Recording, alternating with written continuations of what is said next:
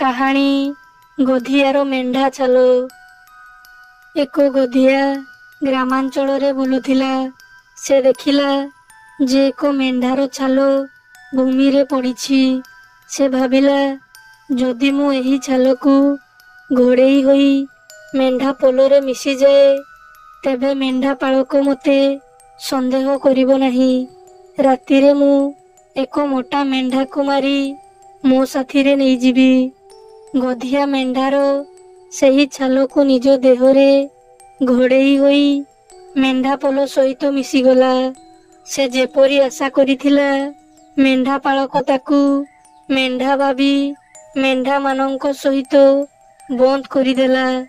ଗଧିଆ ରାତି ହେବାର ଅପେକ୍ଷା କରିଥିଲା, ହେଲେ ସେହି ରାତିରେ ମେଣ୍ଢା ପାଳକ ଏକ ଭୋଜିର ଆୟୋଜନ କରିଥିଲା। ସେଥିପାଇଁ ସେ ଏକ ସେବକକୁ ମୋଟା ମେଣ୍ଢା ଆଣିବାକୁ ପଠାଇଲା। ସେବକ ମେଣ୍ଢା ଛାଲରେ ଆବୃତ ଗଧିଆକୁ ମୋଟା ମେଣ୍ଢା ଭାବିଲା। ସେଦିନ ରାତିରେ ଅତିଥିମାନେ ରାତ୍ରି ଭୋଜନରେ ଗଧିଆର ମାଂସ ଖାଇଲେ। ଶିକ୍ଷା, ଖରାପ ଚିନ୍ତାଧାରା ରଖିଲେ ଖରାପ ହିଁ ଅନ୍ତ ଘଟିଥାଏ।